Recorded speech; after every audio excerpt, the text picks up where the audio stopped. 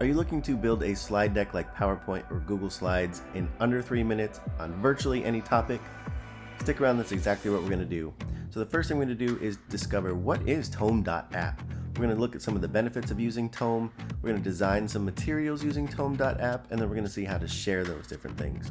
So most of us that are in education, or if you are an organization where you have to present, you're going to rely on a slide deck like PowerPoint.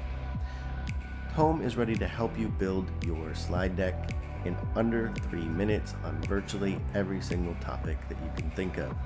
So the first thing you want to do is go to Tome.App, A-P-P, and what you're going to see is that they're going to offer you some free trials. You get credits, like 450 credits, which basically will do 2 small presentations for you. But I went ahead and paid for the $10 for the month because I have so much to do with the 3 different disciplines I teach and my work in faculty development.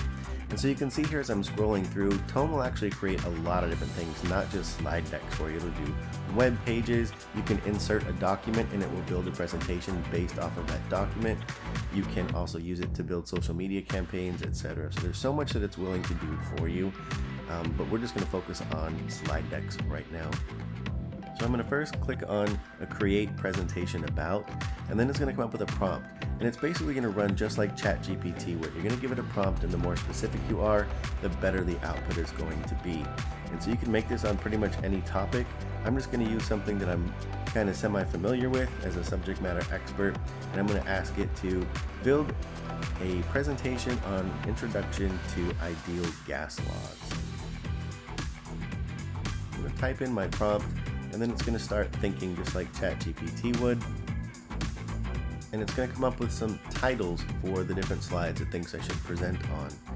Now I can go ahead and change any of these slide titles, and by changing the slide titles, when it goes to fill content, it will change the content based on now what the new prompt is in those slide titles. I don't really like those, so I'm just going to go ahead and ask it to add another slide or 2 into the presentation. I think that will allow it to think a little bit deeper or give me a little bit better presentation. So I adjusted it to 7 slides now, and it's regenerating. As it regenerates, this looks a little bit better. These slide titles look a little bit better. Again, I can go back in and click on any of them and edit if I choose to do that. But this looks like it aligns nicely with my learning objectives. We're going to roll with this. And so immediately, Tome begins to generate content for me. And as I expand it out here, you'll notice on the right little wheel that is spinning. What's going on there is it's actually generating an image that goes along with my slide deck. It is doing this through AI, and so the images 90% of the time are fantastic. They're aligned to what the content that it has generated is. However, sometimes they're a little bit wonky, and so I'll choose not to use them. I'll find a different image or ask it to regenerate the image because they'll be like missing fingers from hands, or the faces will be a little bit weird. And so I try to keep it relevant but also not make it a distraction. Tome does a pretty good job though. Again, 90% of the time they're fantastic. And so you'll see here the images like that blowing up a balloon one's a little bit weird there, but I'm going to go ahead and keep it because it is fine. This kind of sort of doesn't really go with what the theme of the content is, but it's fine. Again, it's interesting. What you'll notice about the content is that it's generated in paragraph format.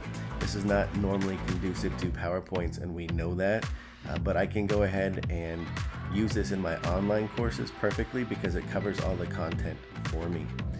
So I go through as a subject matter expert and I read it and I make sure that, yeah, this is correct and accurate. I see Pivnert here and it talks about this is the conclusion slide that covers everything else that I just talked about. This is a great foundational starting point. I can obviously add practice problems in between, so I'm going to go ahead and use this. I can share this now as a link just like I would my Google Drive or my Microsoft OneDrive, or I can choose to download it as a PDF file for anybody in my audience that maybe wants to scribble on something tangible. But I can also go ahead and copy and paste each of these things into a PowerPoint, and it will also have alt text available for me on these images because, again, they are AI generated based off of a prompt, so that saves me a lot of time with accessibility as well. If this helped you, if this saved you some time, go ahead and like, comment, or subscribe to help our channel grow and save other people some time as well. Thanks so much for watching.